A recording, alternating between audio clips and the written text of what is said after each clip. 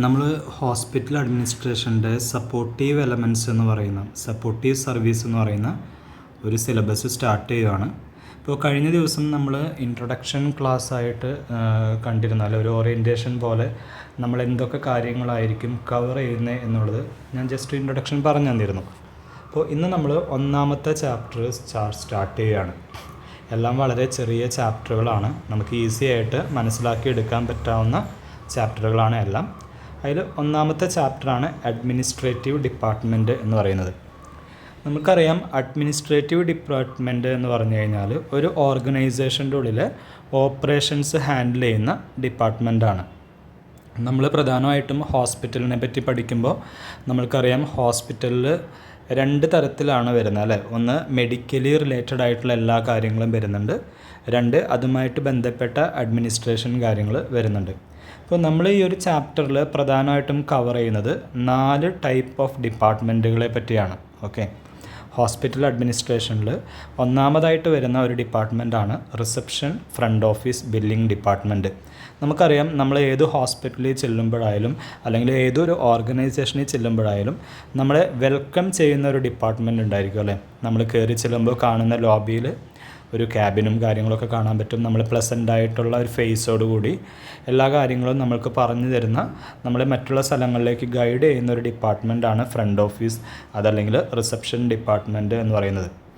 നമ്മളുടെ ആവശ്യം എന്താണെന്ന് കൃത്യമായി ചോദിച്ചറിയുകയും അതേപോലെ തന്നെ നമ്മൾക്ക് വേണ്ട എന്ത് ഗൈഡൻസാണ് വേണ്ടത് ആ കാര്യങ്ങളെപ്പറ്റി അപ്ഡേറ്റ് ചെയ്യുകയും അതിനുശേഷം മറ്റ് ഡിപ്പാർട്ട്മെൻറ്റിലേക്ക് നമ്മൾക്കുള്ള കാര്യങ്ങൾ പറഞ്ഞു തരാൻ വേണ്ടി പറഞ്ഞു വിടുകയും ചെയ്യുന്ന ഒരു ഡിപ്പാർട്ട്മെൻറ്റാണ് ഫ്രണ്ട് ഓഫീസ് അല്ലെങ്കിൽ റിസപ്ഷൻ ബില്ലിംഗ് ഡിപ്പാർട്ട്മെൻറ്റ് എന്ന് പറയുന്നത്. ഇവരുടെ പ്രധാനപ്പെട്ട റെസ്പോൺസിബിലിറ്റി എന്ന് പറഞ്ഞു കഴിഞ്ഞാൽ വരുന്ന പേഷ്യൻസിനെ അല്ലെങ്കിൽ മറ്റുള്ള കസ്റ്റമേഴ്സിനെ അല്ലെങ്കിൽ വിസിറ്റേഴ്സിനെ, ഗസ്റ്റിനെ അവരെ ഗ്രീറ്റ് ചെയ്യുക എന്നുള്ളതും അതുപോലെ തന്നെ അവർക്ക് അപ്പോയിൻമെൻറ്റ് ഷെഡ്യൂൾ ചെയ്യുന്നതിന് വേണ്ട കാര്യങ്ങൾ ഹെൽപ്പ് ചെയ്യുക എന്നുള്ളതും അതുപോലെ ഒരു റെക്കോർഡ് അക്കൗണ്ട്സുമായിട്ട് ബന്ധപ്പെട്ട ഒരു റെക്കോർഡ് മെയിൻറ്റെയിൻ ചെയ്യുക എന്നുള്ളതാണ്. ഓക്കെ, ഇൻ പേഴ്സൺ നമ്മൾ ഫേസ് ടു ഫേസ് മാത്രമല്ല ഫ്രണ്ട് ഓഫീസിൽ ഒരാളെ മീറ്റ് ചെയ്യുന്നത്. നമ്മൾക്ക് ടെലിഫോൺ കോൾസ് അറ്റൻഡ് ചെയ്യേണ്ടി വരും, ഇമെയിൽസിൻ്റെ അടുത്ത് ആൻസർ പറയേണ്ടി വരും, അങ്ങനെയുള്ള പല കാര്യങ്ങളും ഫ്രണ്ട് ഓഫീസിൽ വരുന്നുണ്ട്. രണ്ടാമതായിട്ട് വരുന്നതാണ് ഒരു മെഡിക്കൽ റെക്കോർഡ് ഡിപ്പാർട്ട്മെൻറ്റ് എന്ന് പറയുന്നത്. ഈ ഒരു അഡ്മിനിസ്ട്രേഷനിൽ തന്നെ നമ്മൾ ഏറ്റവും കൂടുതൽ പഠിക്കുന്ന ഒരു ഡിപ്പാർട്ട്മെൻറ്റ് കൂടിയാണ് മെഡിക്കൽ റെക്കോർഡ് ഡിപ്പാർട്ട്മെൻറ്റ്. നമുക്ക് ഷോർട്ടായിട്ട് എന്താണ് മെഡിക്കൽ റെക്കോർഡ് ഡിപ്പാർട്ട്മെൻറ്റ് എന്ന് ഞാൻ പറഞ്ഞുതരാം. ഒരു ഹോസ്പിറ്റലിലേക്ക് വരുന്ന ഒരു പേഷ്യൻറ്റിൻ്റെ മുഴുവൻ ഡാറ്റയും ഡീൽ ചെയ്യുന്ന ഒരു ഡിപ്പാർട്ട്മെൻറ്റാണ് മെഡിക്കൽ റെക്കോർഡ് ഡാറ്റ എന്ന് പറയുന്നത്. ഓക്കെ, നമ്മൾ ഒരു ഹോസ്പിറ്റലിൽ ഒരു പേഷ്യൻ്റ് വരുമ്പോൾ ആ പേഷ്യൻറ്റിൻ്റെ ഫുൾ ഐഡൻറ്റിഫിക്കേഷൻ ഡീറ്റെയിൽ തുടങ്ങി പേഷ്യൻ്റ് ഏത് ഡോക്ടറിനെയാണ് വിസിറ്റ് ചെയ്യുന്നത്, അസുഖം എന്താണ് ഡയഗ്നോസ് ചെയ്യുന്നത്, എന്തെല്ലാം ട്രീറ്റ്മെൻറ്റ് മെഡിക്കേഷൻസാണ് ഫോളോ അപ്പ് ചെയ്യുന്നത്, അങ്ങനെയുള്ള കാര്യങ്ങളെല്ലാം ഈ ഒരു മെഡിക്കൽ റെക്കോർഡ് ഡിപ്പാർട്ട്മെൻറ്റിൽ ഉണ്ടായിരിക്കും. ഇത് ഒരു ഹോസ്പിറ്റലിൻ്റെ ഗ്രോത്തിനെ ഇമ്പ്രൂവ് ചെയ്യാൻ ഹെൽപ്പ് ചെയ്യുന്ന ഒരു പ്രധാനപ്പെട്ട ഒരു ഡിപ്പാർട്ട്മെൻറ്റാണ് മെഡിക്കൽ റെക്കോർഡ് ഡിപ്പാർട്ട്മെൻറ്റ് എന്ന് പറയുന്നത്. ഒരു ഹോസ്പിറ്റലിന് ഫിനാൻഷ്യൽ ഗ്രോത്ത് ആയാലും അതുപോലെ തന്നെ ക്വാളിറ്റി ഓഫ് ദ ട്രീറ്റ്മെൻറ്റ് ആ ഗ്രോത്ത് ലെവലായാലും വളരെയധികം ഈ ഒരു ഡിപ്പാർട്ട്മെൻറ്റ് ഹെൽപ്പ് ചെയ്യുന്നുണ്ട്. പിന്നീട് വരുന്നതാണ് ഹ്യൂമൻ റിസോഴ്സ് ഡിപ്പാർട്ട്മെൻറ്റ് എന്ന് പറയുന്നത്. ഹ്യൂമൻ റിസോഴ്സ് ഡിപ്പാർട്ട്മെൻറ്റ് എന്ന് പറഞ്ഞു കഴിഞ്ഞാൽ ഒരു ഹോസ്പിറ്റലിൻ്റെ ഉള്ളിലെ എംപ്ലോയീസിൻ്റെ കാര്യങ്ങൾ ഹാൻഡിൽ ചെയ്യുന്ന ഒരു ഡിപ്പാർട്ട്മെൻറ്റാണ് ഹ്യൂമൻ റിസോഴ്സ് ഡിപ്പാർട്ട്മെൻറ്റ് എന്ന് പറയുന്നത്. ഒരു എംപ്ലോയീസിനെ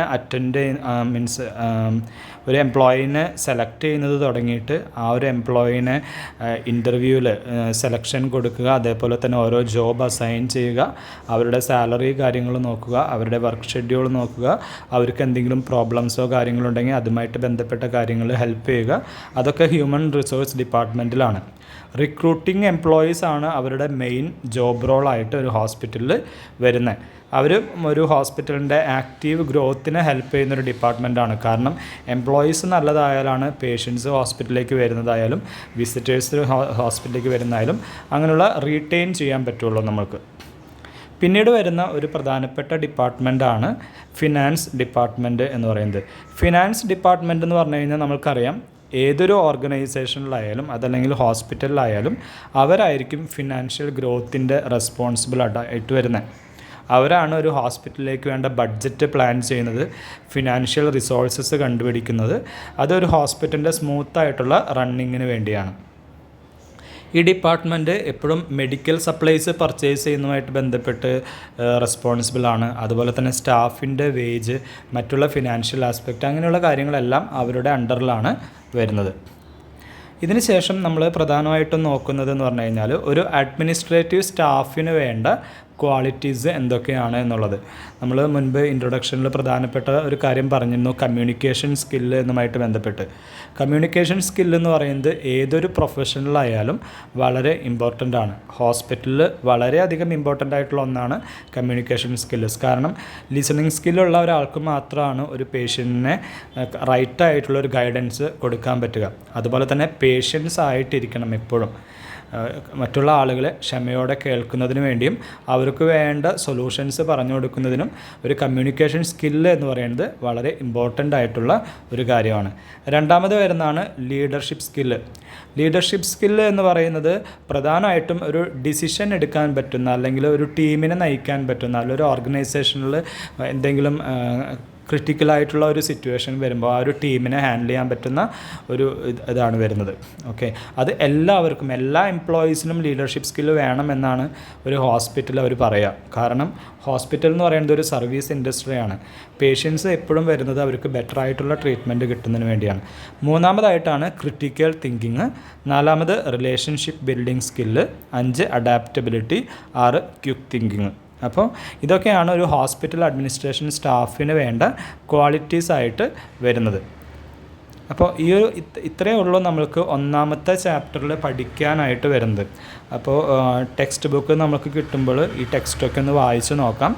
എന്തെങ്കിലും ഡൗട്ട് ഉണ്ടെങ്കിൽ ഇൻ പേഴ്സൺ നമുക്ക് സംസാരിക്കുമ്പോൾ ഈ ക്ലാസ്സുമായിട്ട് ബന്ധപ്പെട്ട കാര്യങ്ങൾ ക്ലിയർ ചെയ്യാവുന്നതാണ്. Thank you.